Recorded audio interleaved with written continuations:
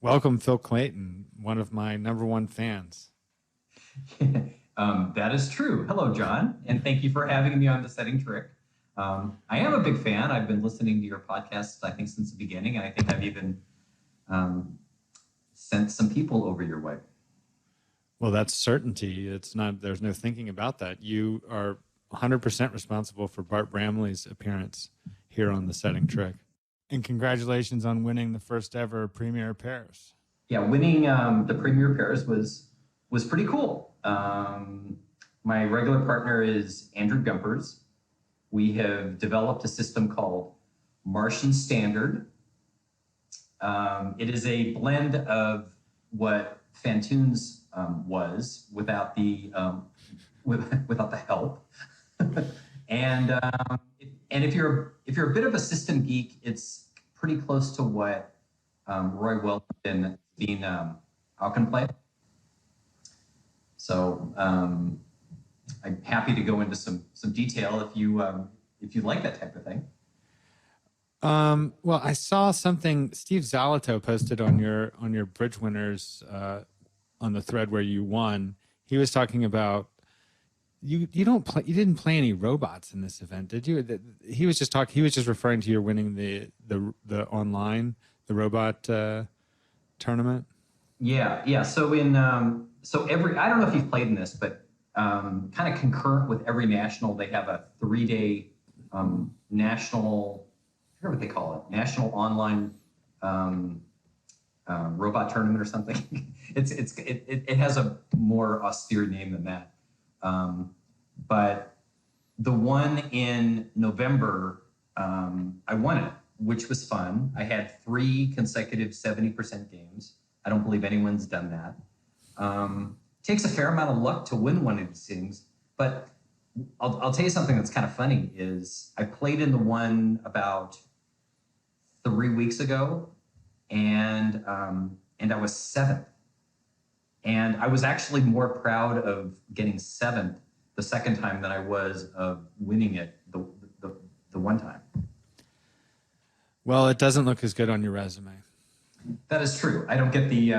I think Nick Hammond says he's going to start creating a Wikipedia entry for some of these things. So. What is it like to? I mean, what's it like to win the Premier Paris? How would you characterize that for? It's don't get me wrong. It's a massive. I mean, my phone was exploding with congratulatory texts, and my Gmail was, and it was a lot of fun. It's online bridge, so it doesn't have the same. It certainly doesn't have the same cachet as a live tournament. You don't have people, like buying you drinks at the bar and high-fiving you and things like that. But I consider this to be a really tough event. I'm not sure if you're aware of what it takes to qualify for this, but you either needed to play in the online knockout that started the weekend prior, or have a platinum pairs qualifier. So to qualify for the platinum pairs, you need something like 200 platinums lifetime or like 50 in the last 3 years. And this is like maybe 1% of the entire population of the ACBL. So it's, that by itself makes it a pretty elite event. The reason I hedge a little bit in my answer is, with online bridge, there's always, I think, this kind of lingering doubt that, you're wired, or you were on the phone with your partner, or how do we know that you weren't cheating, and things like that. And so there's sort of that pale over it. And the other thing to consider is that the powers that be have, in spite of the fact of how difficult it is to even play in this event in the first place, the powers that be aren't ready to call an online national pairs event a NABC plus. So it's like, this is cool, but my goal in life is to win an open national so I get my Grand Life Master, right? Yeah. And I've won 4 NABC without the plus, and I don't have any NADC Plus yet, so I'm feeling a little like Bull Durham. Would you say this is like where does this rank in your bridge accomplishments? Definitely the top, no question about it. Oh wow. Yeah, Andy and I won the 0 to 10,000 pairs in Atlanta. That was pretty cool. And I won the mini blues with Jonathan Cohn in San Francisco, and that was really cool. And the funny thing about that win was I've never heard of this before, and I've talked to Bob Hammond about this, but we were second coming into the final session. We were actually leading coming into the final day, but we had kind of a flat first final. So we're in second place coming into the final session. And check this out. Our final session, we didn't even break 51% and we still won. Wow. I mean, how is that even possible, right? I mean, everybody that was like in the top 10 just had an awful game. Everyone that was like in the bottom 10 had a great game. So we just sort of, were able to sort of survive. Wow. Yeah, it was, that was pretty amazing. And Jonathan's a listener too, actually. He's reached out to me previously. Jonathan's a great guy. Lives up we have a lot of commonality. I grew up in a small town in Montana. He lives up in the northeastern part of Wyoming. We can really relate to each other, especially about the winters. Well, I want to get you on staff here at the Setting Trick. The pay is not great, but because you sent me this excellent document with all these questions that I can ask you, including how you got started in bridge, which took place in Montana, as you just referenced. Yeah, so I've been playing since I was about 15 years old. Both of my parents played party bridge. None of them were duplicate players. My dad's dad was a good player. He played train bridge in San Francisco for money. But I don't know. I just sort of took to the game. My mom brought me to my first duplicate when I was 16 years old. And she played with me twice, and she didn't like it. She was scared of it. She said, well, you're kind of on your own for now. And I went to my first tournament about 2 months later in a little town called Shelby, Montana, which is in the middle of nowhere. But it has a big sectional because you get a lot of Canadian players that go there after the spring nationals. So they'll sort of like drive through because it's along Interstate 15. So they'll pass through there and stop in Shelby for a few days and basically just party. So you used to have a real big turnout. So Shelby was my first national, or not national, first sectional, and it was a lot of fun. And I got to meet. I was just sort of immersed in the bridge community, and not just the bridge itself, but just the sense of community and everybody would have a party, at their place after the game, and you never had to worry about paying for a hotel because somebody would always have an extra bed or an extra couch or something. So, that's the way that the community of bridge was back in Montana. And this was kind of in a time where junior bridge didn't exist. I just turned 57, and I think one of our first junior teams came out about 2 or 3 years after I stopped being a junior. So like Debbie Rosenberg and John Diamond, Wayne Stewart, folks like that who are about maybe 3 or 4 years younger than I am. They were like kind of the first like U.S. junior team. So we didn't really have that opportunity for mentorship as a junior. I mean, my mentors were the Bridge World and reading Kelsey and Reese. Who did you play with in your first sectional? Do you remember? Man, that's a hard question. Some Montana players, I don't remember who they were. No, sorry, I don't. How far was it from where you were from? Havre. Havre, yeah. Shelby's about 3 hours to the west. So I was, I couldn't like stay in my own house. I had to actually go there. I think I stayed in somebody's camper trailer or something for the trip.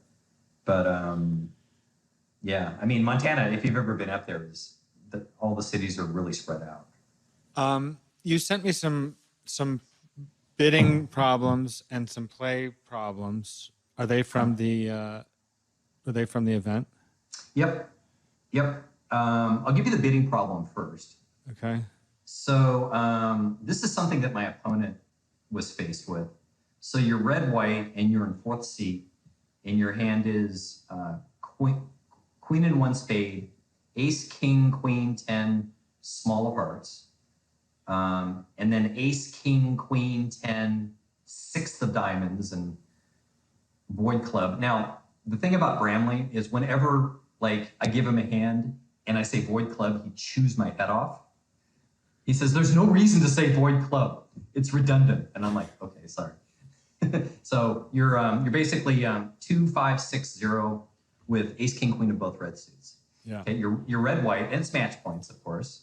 And you hear one club on your left by me, and this shows at least 2 cards and would usually be a weak no trump type hand, or it could be a stronger hand with clubs. And it goes past by your partner, and it goes 5 clubs on your right by Andy. So you're staring at this 2 loser hand. What would your bid be? Well, I bid twice actually. I decided when I thought about it a little more, I decided that I would bid 6 diamonds. 6 diamonds. Yeah. I think 6 diamonds is fine. I like a couple of other bids better than 6 diamonds. Why do you like 6 diamonds? Well, I don't like 6 diamonds, but the reason that I decided to bid 6 diamonds is that maybe they're going to take I don't know how many I can make. I think I can make 5 diamonds. I like to think I can make 5 diamonds, but it might be like, it's kind of, it's a two-way shot. Maybe it makes, and maybe they're gonna save. Yes, and that's a good reason to bid slam. And I think there's another good reason. They may lead wrong. Your partner may have the ace of clubs, for instance. You can ditch a spade right away. Right. Or partner has the king of clubs and they leave the ace of clubs and gets biffed. So I think bidding slam is pretty reasonable. If I'm going to bid a slam, though, I like 5 no trump. Pick a slam, and that way partner will play you for probably the red suits here, because if you had both majors, you might have bid 6 clubs.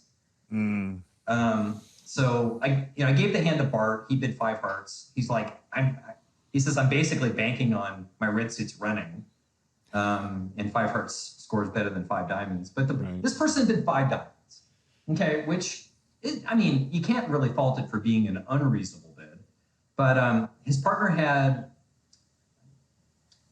I think his partner had a doubleton diamond and 4 baby hearts and the king of spades. So 6 hearts is gin, 6 diamonds is gin. But this is the weird thing about this hand.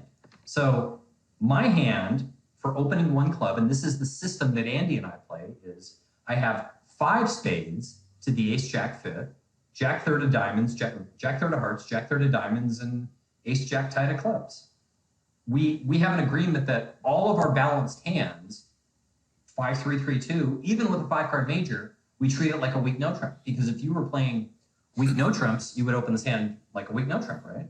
So at every other table, I'm sure it goes 1 spade by my hand, and then Andy's got like 3 baby spades and king, queen, 7th of clubs.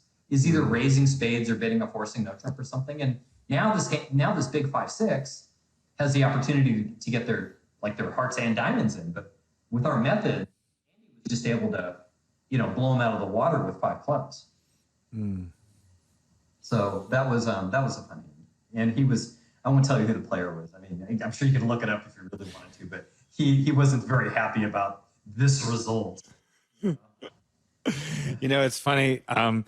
Speaking about looking it up, because the play problem that you gave me, you did tell me who the declarer was. And I did look it up because I was really curious about what was right. Yeah. And I couldn't find him. So the the defensive problem you gave me was from the premier pairs? That was from the first final session. So should we give it to your listeners? Yes, absolutely. 100 honors and spades, ace, queen, jack, 10, 6, 10 and 1, 3 baby, and ace and 1. Okay, so right. As I mentioned before, we play kind of a fantoon style. So our two spade opener shows 10 to 13 and an unbalanced hand. So you can think of this as either a really, really heavy weak 2 bid or a minimum opening bid. This is right in our wheelhouse. I open at 2 spades. Everybody was red, by the way. And it goes check, check. And Sam Dinkin on my right, who is an amazing bidding theorist, who's playing with Mike Schuster, bids 4 hearts, and it goes whistle. So I lead the ace of clubs, and dummy comes down with 2 baby spades, 2 baby hearts, very small hearts, ace, king, queen, 10, 9 of diamonds. Yeah. And 4 baby clubs. So 2, 2, 5, 4 with basically solid diamonds. Okay, so I slap the ace of clubs on the table, and it goes low, and Andy plays the king. Okay, and Sam plays the jack. Now, I know that I'm kind of maybe catching you cold because of the situation, but what do you make out of partner's king of clubs? Wait, it says you have an unbalanced hand. You're 6-3-2-2. That's considered unbalanced for us. Okay. So I mean, just like on the other hand where I open 1 club with a 5-3-3-2, I'm never going to open 2 spades with a 5-3-3-2. It's sort of the same principle. So I'll either have a 6-card suit at the 2 level, or I'll be 5-4. I've got 20 clubs. But so Andy and I have actually discussed this in length. So we play on the lead of an ace. Okay. So I don't want to give you any spoilers here. So what would you continue with trick 2? I mean, I think there's two reasonable ace and a spade or playing club. Yeah, exactly. Two choices. Right, because you don't really have a count on the club suit, right? Right. Yeah. Yeah. I was thinking that this hand was when the opponent had 5 spades to the king. So yeah, I know. I was like, could he be 6-6 and not have bid? Anyway, I mean, yes, I think I would 6, 2, 1, 4. So if he has the, let's see, 4, so that means declare is 1, 3, 7, 2. Does that make sense? No, that doesn't add up. That didn't add up. So if you give declare 7 hearts, all right. So here's maybe some hints here. With 3 spades, Andy's going to be raising me frequently, right? So I think I can put Sam on 3 spades. I think or maybe even 4. So I don't know. So our agreement here is that the lead of an ace is suit preference. So it's more than just showing the queen, right? So now I have an easy. So now I'm thinking, well, maybe Andy's got a stiff spade, and I just need to give him a spade rough to hold this to 4, right? Because those diamonds are a big threat. So I played the ace of spades, and Andy has king double 10 of spades, and he made what I consider to be the defensive play of the tournament. He dumps his king of spades into my ace. Okay, because he knows that I have to have the ace queen of spades and the ace of clubs for my opening bid, right? Yeah. So now it becomes easy, right? I play the queen of spades, everybody follows. I play a 3rd spade, boom, he gets to over rough dummy, and down 1. So nice. Yeah. No, and that's, see, that is the product. I mean, it's nothing brilliant about it, but it's a product of discussing these types of carding situations with your partner. I think I might have mentioned, in my notes to you that, Andy and I have been playing together for about 5 years, and we have a really elaborate system that frankly is kick-ass. And I'm writing a book on it, shameless plug. I don't know when it's going to be out. My goal is to finish it by the end of the year. But the thing that we've worked the hardest on actually is our carding, not on are bidding agreements. So if you do you ever see do you know Richard Pavlicek? Yes. I mean, I know him, but we don't have a relationship other than just like we've been opponents before. Richard's a great guy. He has one of the best bridge websites in the world. And Richard really espouses playing a lot of count. So the default, I think if you were to sit down against a random American expert, the default agreement would be attitude. But Richard primarily focuses on count with attitude or even suit preference in some very, very defined situations. And one of those for us is leading an ace, right? So just being able to, and I just finished the Bridge Winners article that I think Eugene's going to come out with. And one of the things I say in it is when you're playing in a long event, you can't sit there and try to figure out what your partner's card means. I mean, the standard expert advice is I'll send you the message that I think you need to know. Well, what the heck does that mean? I mean, am I giving you count? Am I giving you attitude? Am I just following suit? You can't really tell. So I think a good partnership needs to have very, very defined notes as far as like, well, I lead, the king and the jack third comes in dummy and declare wins the ace. What does my card mean? Well, you can play it a couple different ways, but I think, you just have to, you need rules around things like this because when you're playing in a long event, you can't be taxing your brain and spending a lot of unnecessary energy on trying to figure out what your own signal should mean. Is this something that you got from Bart or Hammond? Well, most of Havlicek. I played with him. Yeah, so Bart's been a partner. We played, I don't know, probably 10 times together here. We were supposed to play in the G&Ts this year, but something called COVID happened, which kind of put an end to most people's plans for a lot of things. But with Bart, we haven't had this type of discussion. I think there's a couple of good sources for this. It really came from Pavlicek. He's got all types of little nuggets of wisdom on his website. But I've played with Richard myself, and Richard's given me some of his carding notes.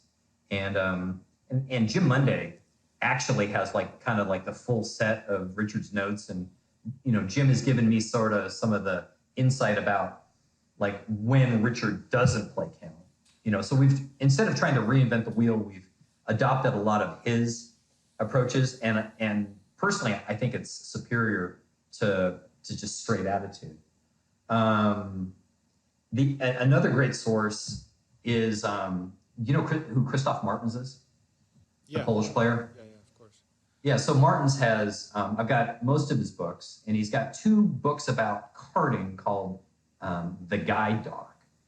And The Guide Dog is, all of his books are pretty esoteric, but he really talks, and he actually, in one of his Guide Dog books, he gets into a lot of good discussion about when is it count, when is it attitude, or when is it like an alarm clock, for instance. So that was really the first exposure that I had to, this count is actually pretty useful. So Dinkin he did have a stiff club on the hand? Yeah, Sam was 3, he had kind of a weird hand. He was 3-8, 1-1. So if we don't get our tricks early, we're not going to get them at all. What was your score on the hand? 85%. So that's a pretty nice result on kind of a bread and butter hand. And so you play all aces or suit preference from partner?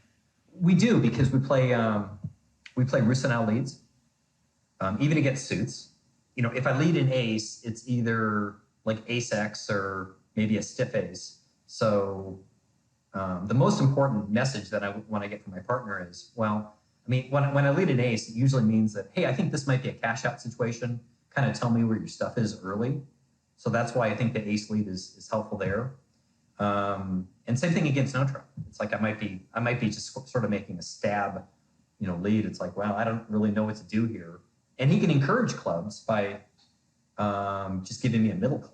So so you kind of get the best of all worlds, assuming that he's got enough cards to signal with, which can be a challenge sometimes. But yeah, it works really well with roost and out leads. I'm not sure that it works as well with like a standard ace from ace king situation. But yeah. Are you playing in the USBF event that starts on Saturday? No, I mean, I'm not. I could have. I've played the last 2 weekends. I played on a NAOBC knockout team with. So Haymont Lal asked Andy and I to play with him and Reese Milner and a local player named Kristen Onsgaard. And we made it to the round of 16. And this felt like a spin gold. It wasn't quite as deep as a spin gold, but it wasn't that far off. I mean, if you look at the teams that entered this thing, there was some serious depth. And did you watch the final? No, I was playing in a speedball. Silly me. Go back and find the Twitch stream. Yeah. You can get a replay of it. So like Bart's playing with Kit and Bob's playing with Peter Weichsel at the other table, and they're stuck like, I don't know, 30 imps with like 3 boards to go. And I was actually watching the live Twitch stream, and I'm like, yeah, it's over, especially when you got Meckwell in the match. I mean, Meckwell has made an art of these like last minute comebacks. So they kind of got, karma back on them for this. But like Bart I talked to Bart about this 3-note trump hand that he played. You should look it up. It's just I've seen that one. Oh, with the ace jack tied opposite the king 10 7 5th. Yeah. It's just like mind boggling. And he told me that he was on Zoom with Mech, and Mech is like in with the spade, and they just sort of like look at each other, and Mech goes, making 3. I mean, and then, it's like, look, everybody wants to see a winner of these events, but I thought it was actually a pretty cool thing to say 113 to 113, shake hands, we tie, end of discussion, But and then there's some trolls that are saying that this is not a real bridge result. It's like, guys, give me a break. This is like the first online like national knockout, and you got these guys saying that this result isn't legitimate. It's like, seriously? What was Bart pretty fired up about this, like the tie? I mean, just not the tie, but just like doing so well in the event. Bart wasn't. I mean, everyone that played thought it was a great result, and thought it was a fair result because No, I'm not talking about the tie. I'm just saying, was Bart like fired up to get back into the finals and everything? Yeah, Bart and Bob, any event that they play in, they want to win. I mean, everybody does, right? But they, unlike most people, they actually have a good chance of doing it. I don't know. I didn't really talk to Bart. I talk to Bart a couple times a week usually, and I didn't really get a sense of that. He was like, Montreal didn't happen. This is the best that we can do for these types of events. So, I think everyone really, Kit wrote a really good article on Bridge Winners about sort of the whole experience. And it was spot on. I loved it. I loved being on Zoom. I had Boya for a couple of quarters. No, I had Espen for 2 quarters, and I had Boya for 1. And they annihilated us. It was a fun match, but they crushed us. And then I had in our first 2 matches, I had I had Will Enkin for 1 of those quarters. I had Will Enkin for 1, Boya for 1, and Espen for 1. And Will Enkin and I got along really well, and so did us and in the Norwegians, and and it's like midnight there, right? So they're doing the best just to, and they played well. The lack of sleep didn't seem to bother them too much. So, but no, it wasn't a good event. It was a great event. And the fact that, the ACBL is able to be flexible with its plans and not stick to dogma like, oh, a national has to be in real life. It's like, no, it's like, we're not going to nationals this year. So let's try to give the players something that they can like. And, I know that there's, been these 2 recent online cheating scandals. And my understanding is there's going to be more, assuming there aren't like little negotiations being handled outside of bridge winners and things like that. But this is the best that we can do. And we really have to make the most of it. Did you have one of those little cameras behind you that... No, and my understanding is that not very many players did. I think that if the ACBL is really going to be serious about this, and if I had to guess, I would say that the future model is one of 2 things. They're not. I would be absolutely shocked if the ACBL says this was a 1-year experiment and it's done. I would be really shocked at that. I think what's going to happen is you're either going to have maybe the fall nationals become strictly online. Okay, that's one possibility. And the other possibility is that you'll have some live events and some virtual events. Kind of what they're doing with the it's called the Robot Invitational. Since I won it, I should know what it is.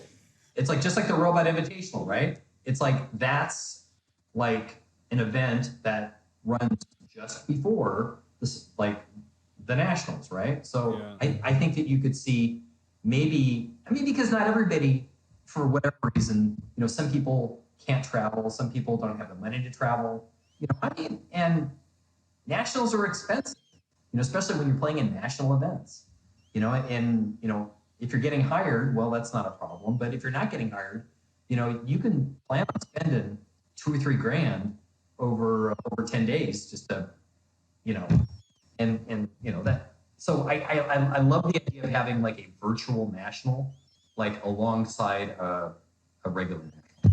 Mm. Did you play in any of the events? No, I didn't. I was thinking about it. I had a partner, but we weren't able to get teammates. Okay. So. Yeah, it's expected. I actually talked, I won't say who it was, but I was talking to one of the directors, and he was telling me that he wouldn't be surprised if Austin is the next national, and that's fall of 21. It sounds like St. Louis is sort of on the bubble.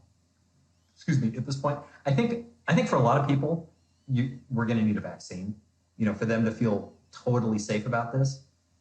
And the best thing that the league has done is cancel Columbus. I was looking forward to Columbus, and I was looking forward to Montreal, but I was looking forward to Tampa, right? But we just have to do what we can do. I apologize. The dogs are going ballistic in the background. I think my wife just got home, but that's. And now you're a Premier Paris champion.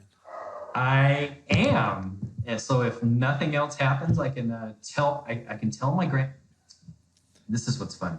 So I get to tell Bart and Bob that Andy and I were the only winners of the summer NAOBC.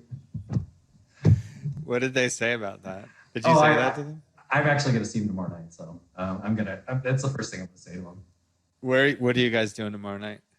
We're actually having them over for dinner. Bart and Bob. Oh, Bob's birthday is today, I think, isn't it? It is. Happy birthday, Mr. Hammond. Yeah. Oh, and I put a question on bridge winners, and I'll actually give you a hint. So there's another semi-famous bridge player who shares Bob's birthday. Do you know who that is? I mean, I know Barack Obama's birthday was yesterday, and he doesn't play bridge, I don't think. So Meghan Markle's birthday was also yesterday. Or 2 days. Sorry, these are 2 days ago. 2 days ago. I have a friend that was born on August 4th. She just turned 40. have no idea. I have no idea. No idea. He was one of your guests. So it was Holzhauer. Oh. Holzhauer, James Holzhauer shares Bob's birthday, August 5th. Now, if you ever want to know somebody's birthday, ask Bart. Bart knows not only their birthday, but the year that they were born. Well, Bart, I doubt he knows my birthday. Don't be. If you told him once, he'll remember it. I don't know if I've told him. No, he's crazy like that. It's like I called him. I went mountain biking a couple of nights ago, and called him on my way home, and he goes, "Yeah, I was just on the phone with Mark Feldman," and I go, Jason's dad, and I said, "Oh, it's like I'm just curious, how old is Mark?" And he told me his birthday and the year he was born. Just like, bang, bang, bang. Is that accurate enough for you? Wow. Yeah, I just like, wow. So let's go back to you played with Bob. You were telling me you played with Bob. Yeah. So there's two regionals in the two main regionals in the DFW area, and Jonathan actually had flown down, and we played 3 days, had a great time. And he flew back Monday, and I told Kimmy, I said, I'm going to play 3 days with Jonathan, but not a fourth. I like the story already. Oh no, this is awesome. So Petra calls me up and she goes, "What are you doing tomorrow?" I said, "I'm not playing bridge." If that answers your question. And she goes, "That's too bad because Bob was supposed to play with Barbara, who, rest in peace, passed away a couple weeks ago. Supposed to play with Barbara, and Barbara's not feeling well, and he needs a partner." And I look at Kimmy, and the tension is just palpable, right? And she already knows what I'm about to ask her, right? And I go, "But honey, it's Hammond." Okay, it's like, am I ever going to get this chance again to play with the great one? Yeah. And I had to do some groveling, but at the end of the day, she was fine with it. And so she was there when you're talking to Petra on the phone. She's standing in front of you. She's standing right there. Yeah, she's not dumb. She could work out why Petra's calling me on a Sunday night, right? Right. Especially from my responses to her. So I agreed to play with her, and I was having we had Jonathan over for dinner, and Tom and Judy Peters, who's really good, Texas players. And so Bob's like, "Can you talk about a card?" And I'm like, I got guests over. I go, "Well, why don't we have breakfast?" He goes, "Great." So game time was at 10. You're gonna love this. So I go, "Let's meet at 8:30. He goes, "Great." So I show up at 8:05. He shows up at 10 after 8. I'm glad I wasn't late for this one. John, for the next 90 minutes, I am writing. He is just like, it's like this oracle, this stream of consciousness. Okay, one diamond, one spade. If you bet two diamonds, blah, blah, blah, blah, blah, just like all of these like agreements. I took 13 pages of notes in 90 minutes. And 90% of the stuff I'd never even heard of. And I consider myself to be pretty knowledgeable about bridge systems, right? Yeah. So it's like, just listening to this, like, just flow was just like amazing. And so like when I'm dummy, I'm just like, I'm looking at all these like sheets of paper, trying to figure this stuff out. And I still have all the notes, by the way. So, but that was my Hammond experience. We did good. We didn't do great. I think we were second or third in the event, but I mean, I was pretty nervous, as you might imagine. Was it a team or a pair event? It was a team event. We played with Haymont and Petra as our teammates. So, who are a great partnership. They just, I mean, in 2019, Haymont calls me up and he goes, "Okay, you're going to be our local teammate." I said, "Okay, cool. Love to play with it." He goes, "Who do you want to play with?" He goes, "Anyone you want." So I probably played with half a dozen different Dallas players, with them as teammates. So that was a blast. So, I play a lot with Nagy Camel. He's probably my most regular in the Dallas area. And I play occasionally with Bart, but, beyond that, I've played with probably a dozen people since I've lived here, and it's been great. Dallas. If you think about like bridge cities in the U.S., Vegas is great, Florida is great, New York is great, and Dallas is great. Those are your four big ones. And moving to Dallas, we've only lived here for 3 years. Has been just such a great move for us. It seems like it. I mean, just the times we've communicated, and just listening to you talk. I mean, it sounds like you're really getting to spend a lot of quality time with these guys, not just at the bridge table, but also away from the table. Yeah. No. So you got to ask me the 2-iron story. Wait, I do want to ask you about that, but before that, okay. I want to get. It's your show. What was Kimmy's gripe about your playing bridge on was it a holiday weekend? Yes and no. I mean, yes, it was on Monday, right? Because it was on Labor Day. But it's like we've been married for 32 years, and we've raised 3 kids together, and I played bridge before I knew Kimmy, and this is really kind of a shout out to anyone who loves to play bridge but has a wife, like a spouse, who's not a bridge player. There's a balance here, and you're always trying to find that balance. And, it might be, well, there's a national coming up and I won't go for 10 days. I'll go for 3 or I'll go for 5, and this was a compromise that we made. I said that I would play 3 days, but not the 4th. And this is a commitment that I made. So she was justifiably able to say, yeah, I'd really not have you play. And honestly, if it were anybody else on the planet, I wouldn't have said yes. In your note, it said that you quit bridge for 13 years. 13 years, yeah. So I played in Montana, graduated from the University of Montana. We moved to Southern California in like 87. And, we had kids. We had kids young. Did she go to University of Montana also? Yep, that's where we met. She's from LA, but her family was from Montana. So so for like 13 years, I basically gave up my ACBL membership, like in the early 90s for a couple of years. And but then what sort of saved me was OK Bridge, and something called the Imagination Network that sort of came out about the same time. And I could go onto this online platform from my home, not leave my kids, not leave Kimmy, and put the kids to bed and log on. And I would see Soloway. Hammond was on there. I mean, it was like a virtual tournament every night.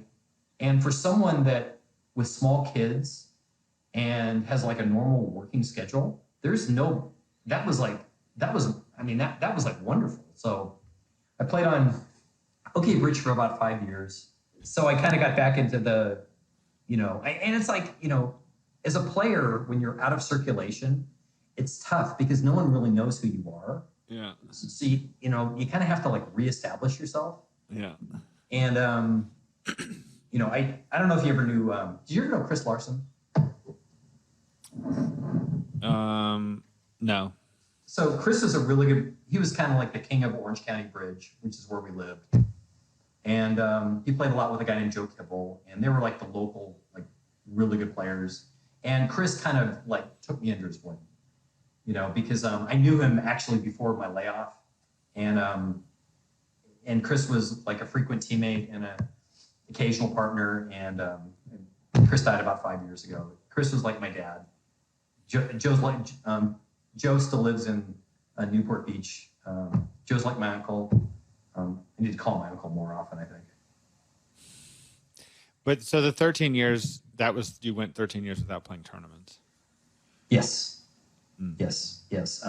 Vegas 2000 was my first. Actually, Anaheim 2000 was my first tournament back. Yep. So you stopped playing in 1987. Was it a deliberate decision? Oh yeah, no, well, it was. I mean, it's all about priorities, right? And if you're a professional bridge player, that's one thing. But if you're doing bridge as someone that gets hired occasionally, but someone who has a career, bridge can be a huge distraction. So I mentally cut the cord with the game. I mean, Kimmy didn't ask me to stop. I just said, it's like, I'm done with this for now. I think in my heart, I knew that I would return to the game at some point. And because it's a great game, and B, the people in the game are second to none. So, I'm just so happy that I'm just happy to be part of this community. Well, I remember when we met, it was in Philadelphia at the Nationals there in 2012, and you were as you're speaking about the community, I mean, you were very open and welcoming to me, and so I've enjoyed the back and forth that the podcast has created between us. Me too. And I mean, you're providing a great, the movie, the podcast, you're giving back a lot, and people should be thankful for that and recognize you occasionally. We're actually recutting the movie to an hour, and hopefully making it more watchable, because I would like to have more people see it than have seen it heretofore. Yeah. So can I tell you my Bart story? Is this about the 2-iron? Yes. Yes, please. This is one of my favorite stories. So Bart knew Walter Schaefer back in Chicago, and Walter was a friend of mine in Southern California.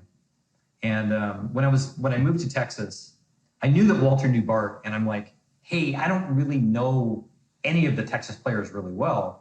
I kind of know of them, but would you mind making an introduction? He goes, sure.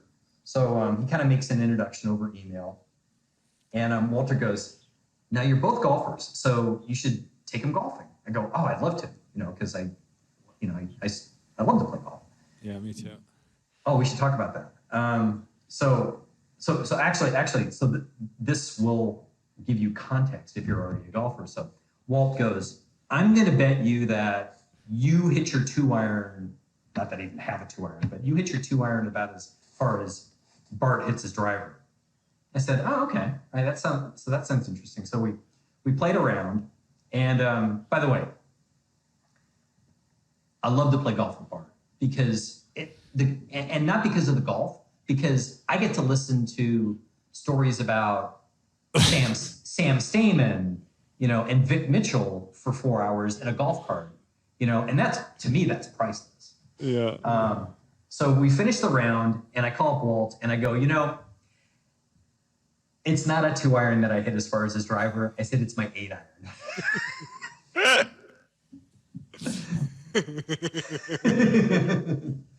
So we haven't played in about a year.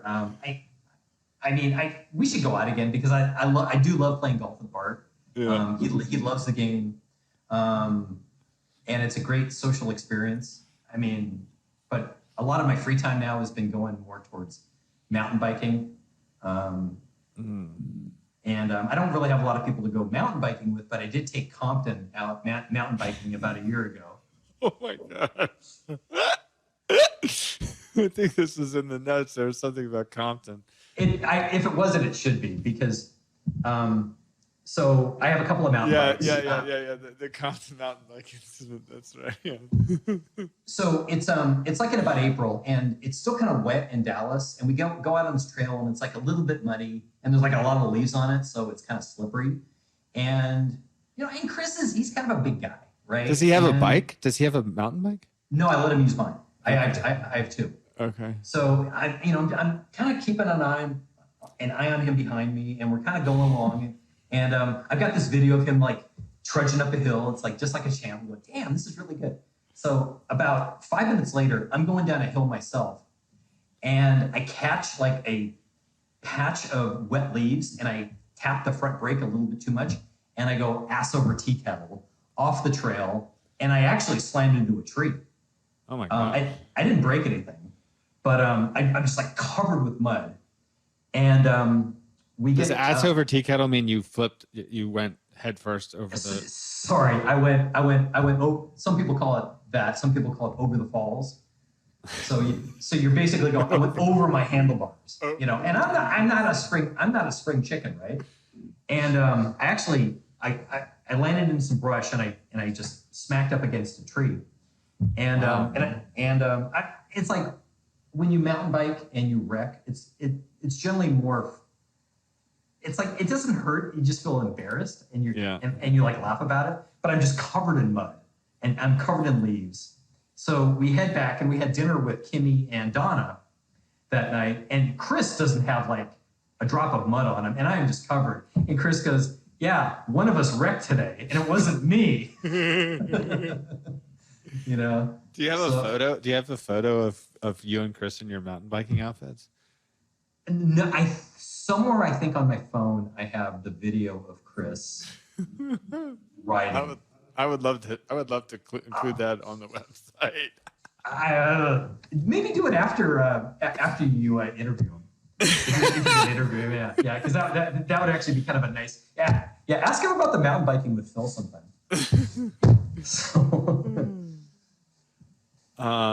What else did I want to ask you? So when you and Bart play, you must play from different tees, right?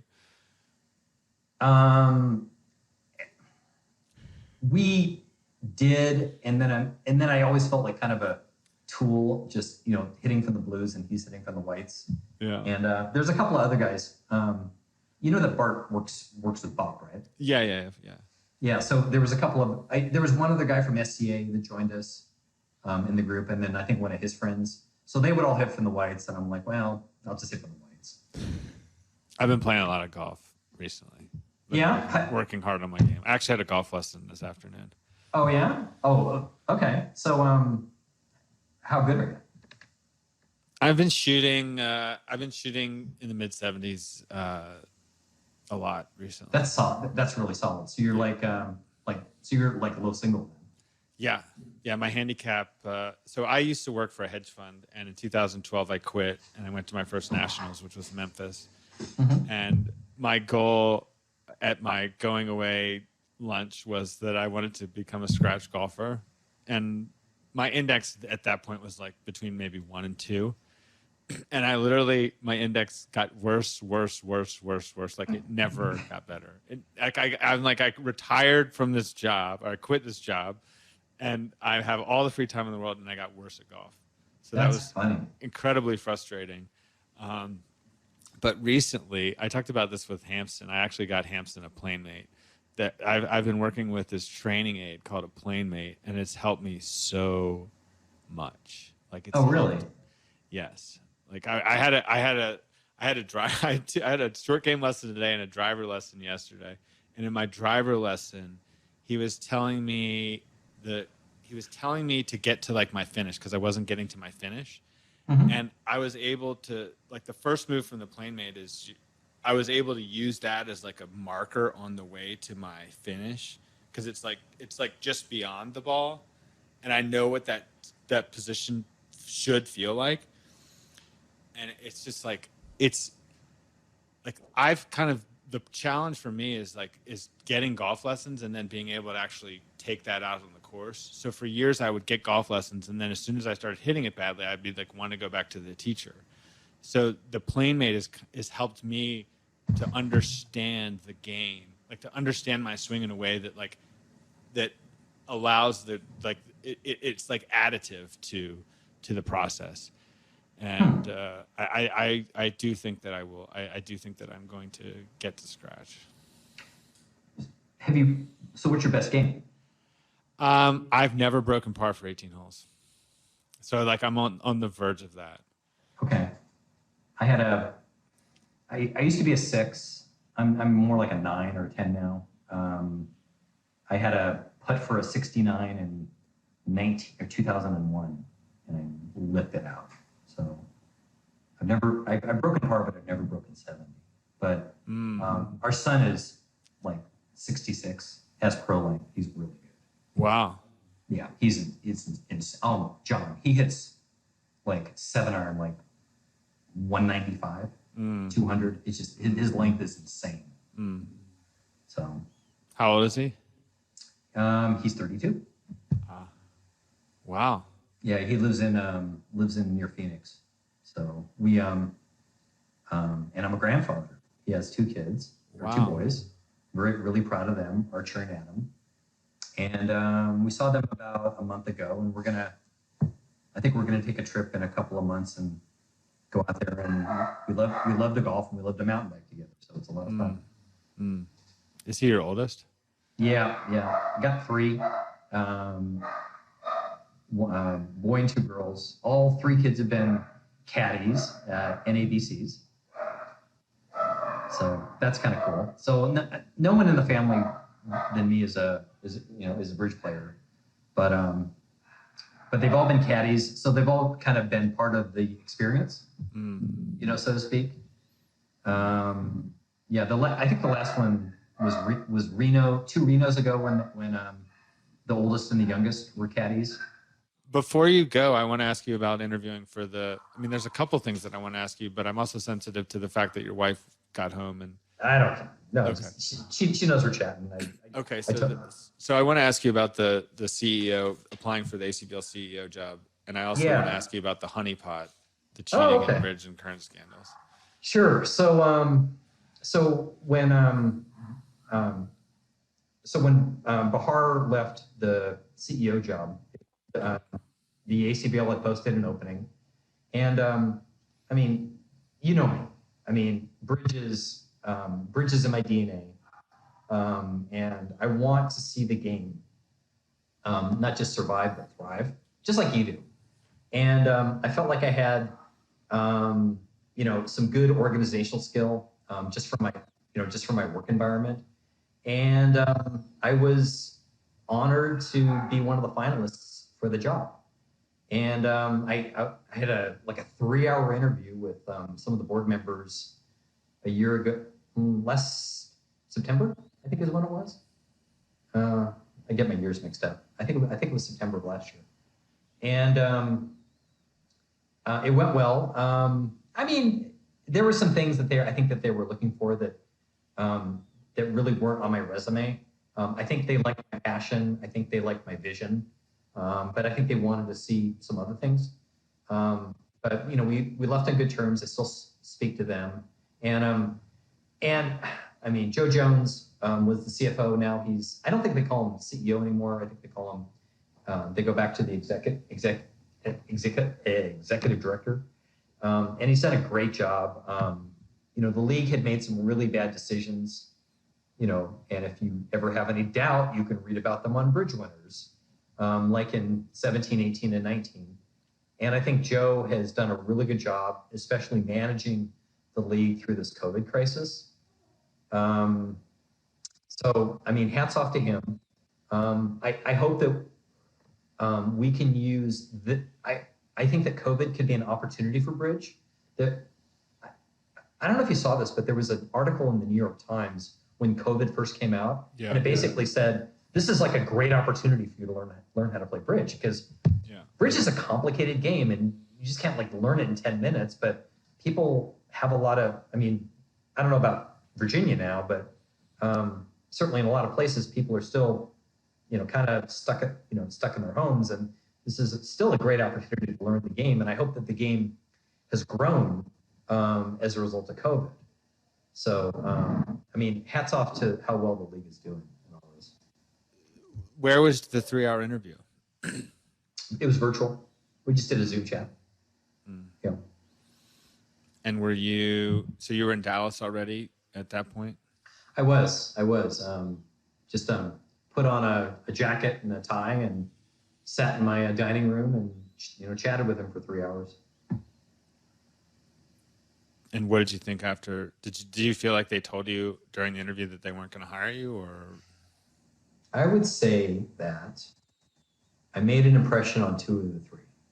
One of the people interviewing me, I did not, based on the questions I was being asked, I could tell that I wasn't going to get their support. But 2 of the 3, I felt like, maybe not absolute, but I think that they liked what they heard. But honestly, John, it wasn't my time. maybe there will be someday. I don't know. I'm super happy in my career now. I'm going to be working for at least another 10 years. And, if it's in the cards later on, it's in the cards. But again, I think, and this is nothing against Joe. I think Joe is doing a great job. And I think Joe was the right choice. Mm. So.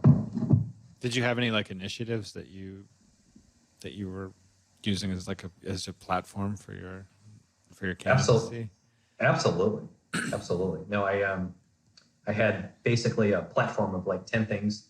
I could not tell you any of them now because they've kind of been disgorged from my brain. They must have been really good.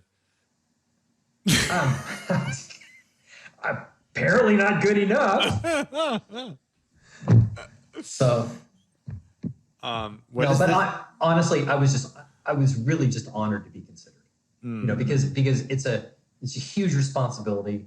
It's a great role, and I was frankly just honored to be considered for it. Well, you have a good attitude about it. I try. What is this honeypot? You said it's cheating in bridge and current scandals. The honeypot quote.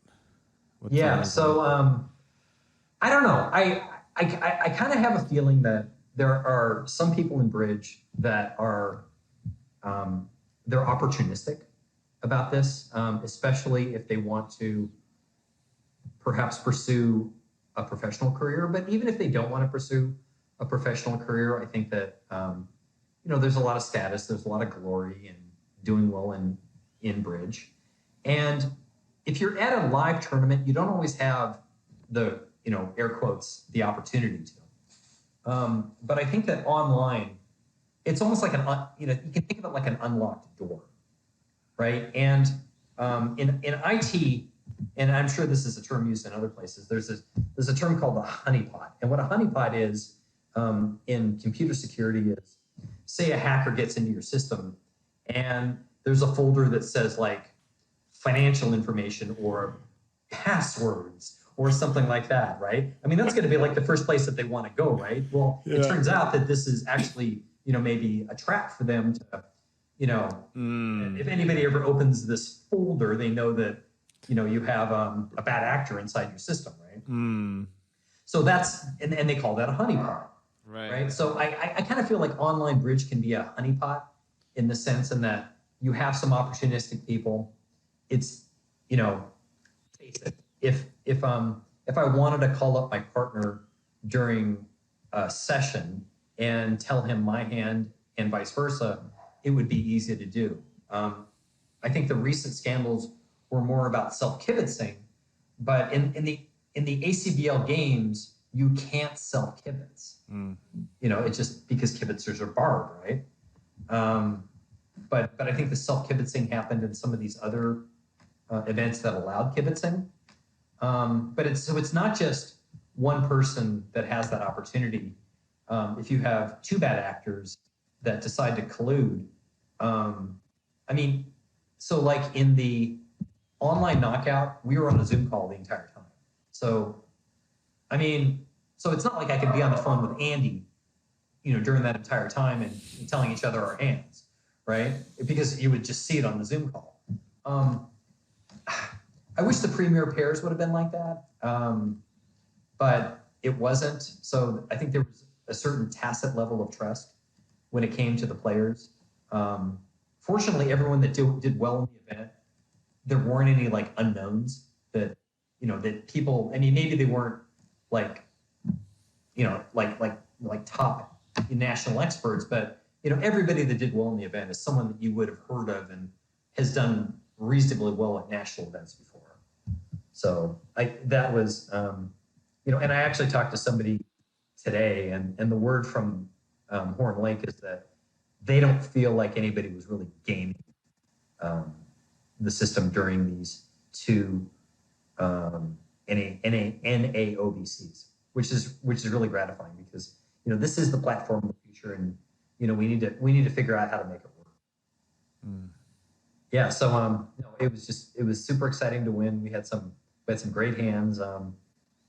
I just wish it counted towards Grand Life Master. That's the only thing. You're a Diamond Life Master, according to Michael. I am. Got that last year, so my point total isn't escalating very quickly this year like everybody else's. How many points did you get for the Premier Paris? 70. So it was. I think the way they did the online tournaments was it was roughly 80% of what a nationally rated event would be, but they didn't pay out platinums either. So it was like 70 golds versus like if you win like the Werner, I think it's 100 platinums obviously, or the maybe the 2-day LMs. This felt like a Werner, but on the new calendar. The Werner used to be a really pretty weak pair event because it started on the second day of the spin gold. So like most of the good players are still in spin gold. So the Werner 10, but now it starts on like the third or the fourth day of the spin gold. So it's a much stronger event. So. Did you play with Andrew or Andy in San Francisco? We did. We played in the North American Swiss. We had a good first day. We were second after the first day. We had a bad second day, but we made the cut. We were top 20 after the second day. Third day was sort of up and down. We weren't top 10.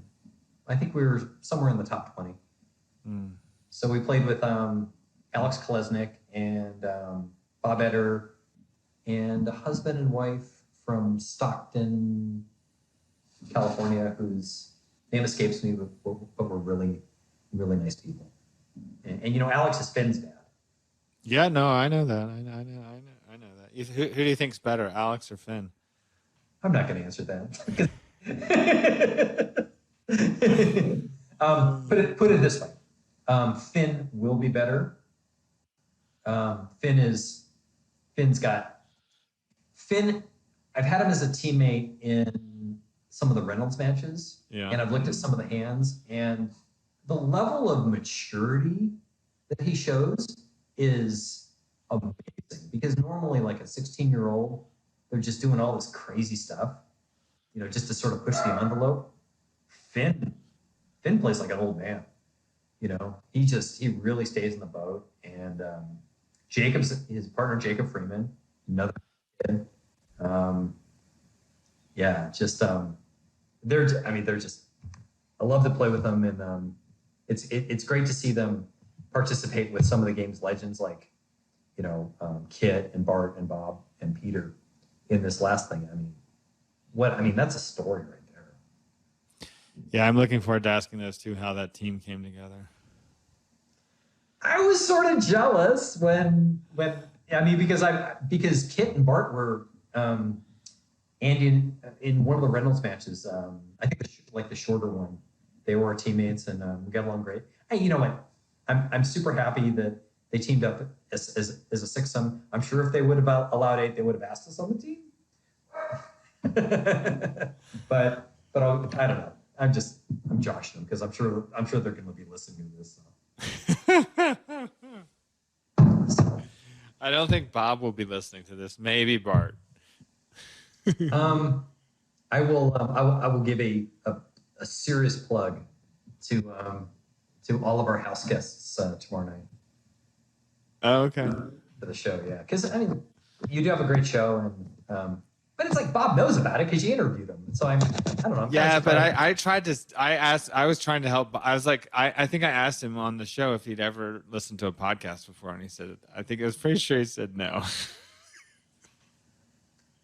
If you were ever to have like a guest come back, how many Bobby Wolf stories did he tell you? 0. Oh God, you could fill up an entire podcast with Bobby Wolf stories. I'm sure. Oh my God, his Wolfie stories are just. You will be in convulsive laughter for the entire time. They are so good. So they're coming over for dinner. It's, I mean, are you going to be eating outside, or how are you going to? I don't know. I'm probably going to barbecue steaks. But it's mostly whatever Kimmy wants. You know, we'll probably sit inside. It's Dallas in the summertime, so it's too hot. It's starting to. Last week was nice, but it's starting to warm up a little bit, and the bugs are starting to get kind of oppressive. So you know, so we'll probably hang out inside. But yeah, we've had Heyman over, we've had Petra over, we've had Bart over a few times, and never had Bob to the house before. So how did it happen that Bob got invited then? Because we were, it was just originally going to be kind of a smaller group, and you know, it's like, hey, maybe we should make this a celebration because of you know how they did and how I did in the in the tournament last weekend. So. Right. Are any of your children still at home? Nope, we are empty nesters. And what's been the response of your family to this to winning this event? I don't know that they get the gravity of it. Yeah. You know, like my dad. I talk to my dad every Wednesday. He lives near Palm Springs, and I was kind of explaining to him sort of the platinum pairs qualifying thing. Yeah. I mean, my stepmom is an ACBL member, so they get the bulletins, so they sort of see things like this, and it's like, oh wow, look at this. You know, so it's cool. But Kimmy and the kids how'd you find out that you won? So I read about a little bit the Sunbridge winners, but so one thing about an ACBL pairs event online is it's kind of barometer, right? You know how well you're doing through the entire event, right? And that could be nerve wracking. I mean, we had a good first final session. We had like a 62%, and we were leading after day one. So we've got like almost a 2-board lead at this point. And I'm just like, I'm apoplectic at this point, right? It's like, and we started off with a great board against Pacell. It was lucky, but it was great. We basically bit a slam off of the queen, 8-card fit, missing the queen of trumps and an ace. And it rolls. So we start off with like 100% board. And this is the first session of the evening, or the second session. The second, yeah. The last session. And and you had a big lead already. We had a big lead already. So now we're like 2.5 boards up, right? And I'm just like, oh my God. I mean, this is like, the only way we're going to lose this is if we just choke our guts out, you know? So we just sort of stayed in the boat, played well. You know, we're making a few mistakes, but our opponents are making more. And we come down to like the last 2 rounds. And Mitch Towner and John Ramos? Yeah. Yeah, so we play against Mitch and John. And Andy saws them off in 4 diamonds, and it rolls. And we really can't beat it, so I know that's a bad board. And then we have a bad board against the Sprungs, and we're like, well, we're still like in the high 50s, so we're still in pretty good shape. And on the last board, I don't want to get too technical about our system, but I misbid according to our system. I have an opportunity to right side a contract instead of wrong siding a contract, and I wrong side the contract, and we finish with like a 17% board. So like that 60% on the barometer is now 54%. And I'm thinking, I just choked this away. You know, and but when the sessions were combined, it was 56. And when I looked at the session totals, we were still 9th for the session. That's not bad. And everyone that beat us for the session wasn't anywhere near us. So I knew that we won it, and I knew that we won it by a pretty good margin. I think we won it by about a board and a half. So you're getting bridge bases. Like, how are you getting the barometer scores? It just shows it on your screen. After every round, it just shows what your match point percentage was. Exactly. And that is treacherous as a player. You know, because you're just sure. I mean, if you're having a bad game, it just puts you in a worse mood, and if you're having a great game, it just puts you on pins and needles, right? It's I remember when I used to play in like when I first started playing like a Jimmy Kane match, I would take like a piece of masking tape and put it over my screen just so I couldn't see the total, because I don't want to know, you know, because it's nothing but a distraction. Yeah, you should listen to my episode with Kim Frazier.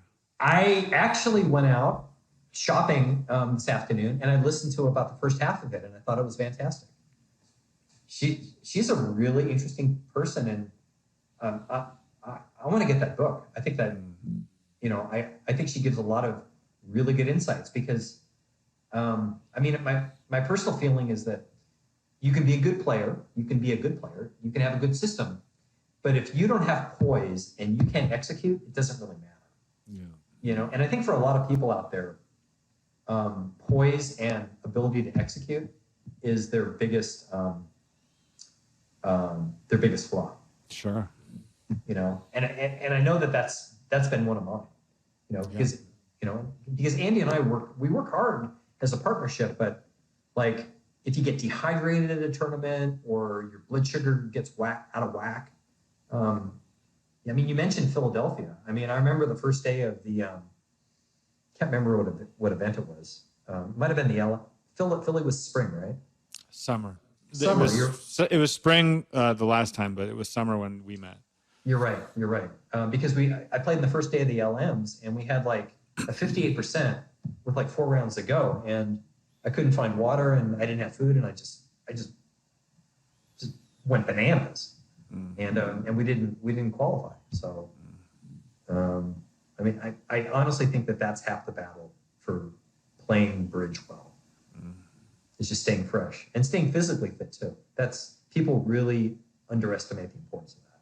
You also gave me this bidding problem: white, ace king fifth, ace and one, ace king queen, queen jack third. Do you open one club? If you have a balanced hand out of range for one no trump, it gets open to one club. So this is a one club opening for us. So I open at a club, which is forcing. It doesn't show a good hand, but it's forcing. And it goes past, and Andy bids a heart, which we play as a transfer to spades. But he has to do it on a 0 count, right? Because one club is forcing, right? So now, and this is against Bob Etter, who's my teammate a lot, playing with a guy named Gary Solis. This is in the Premier Pairs? This is the Premier Pairs on, I think this might be the first round of the final. Okay. I think is what it was. So Gary bids 3 hearts, and I'm looking at this 23-pounder with 5 spades when my partner bids 1 heart showing 4 spades. So I'm too good for 4 spades here. So I bid 4 hearts, which is the right bid, but it kind of takes us off the reservation. So now Andy, it goes pass. Now Andy bids 6 clubs. And I said, I'm looking at this going, this is a little surprising. So he must have the ace, he must have club length with the ace king. Nothing makes even remote sense. So now I know that we're a gin for 12 tricks. Okay, and I start thinking about his possible hands. So if he's got the queen of spades, I'm going to take 5 spades, a heart is 6, 3 diamonds is 9, and 4 clubs, which he presumably has, is 13. You know, but even if he doesn't have the queen of spades, I'm still a reasonable shot of bringing spades home. So I thought about it for about 3 minutes, and I did 7 no trump. And he had the magical hand for me. He had queen fourth of spades, and he had ace king fourth of clubs. So 7 no trump rolled. But my first reaction actually wasn't like, oh wow, this is really a great result. My first reaction was, God, what are people going to think about this? Because it looks like I've got a wire on the hand, you know, or I might have a wire on the hand, right? So, I mean, I was sort of like, oh God, this feels kind of weird, but, and plus no one else understands their system. So I'm sort of like, but fortunately I haven't gotten any calls from Nick Hammond or from the ACBL about this. Yeah, they said that they were going to like look at every hand played in the NAOBC online. I hope they do. Jeez, that sounds like an undertaking. Well, I mean, hopefully people are flagging hands, you know, instead of just, you know, going through, oh my God, I can't even imagine how many hands that would be. But yeah, it's a whole new world. computers. Yeah, computers and COVID. Brave new world. All right. Well, thank you, Phil, for your support. You're one of the reasons that I continue to do the podcast. And thank you for giving me this great list of potential questions and for answering them all well. Well, thank you for having me. Here's to continued success of the Setting Trick podcast and the movie. And but most of all, I'm looking forward to seeing you at the next national, whenever that will actually be. Indeed, we'll have to have a break bread or a beer, one of the two. Look forward to it. All right. Thank you very much. Thank you, John. Take care. Today, the bridge world is once again in mourning. We lost one of our brightest lights, Justin Law, who died far too young. And Justin, I'm fortunate to call him, to know him as a friend. I can remember having a foot race with Justin at the Williamsburg Regional. Justin was a truly charismatic person who was a fantastic bridge player and wasn't afraid to give me compliments, which I appreciated. He told me that I did everything. He once told me that I did everything with such confidence at the bridge table. And I was very fortunate to be able to play with Justin in one of the Reynolds team matches as my partner. And that happened in May. And I just am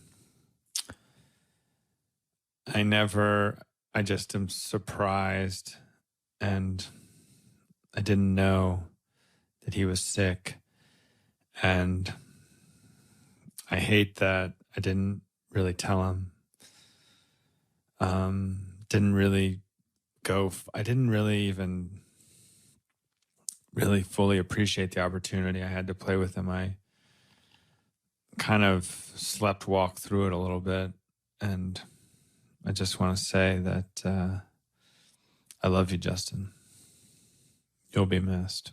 You are missed.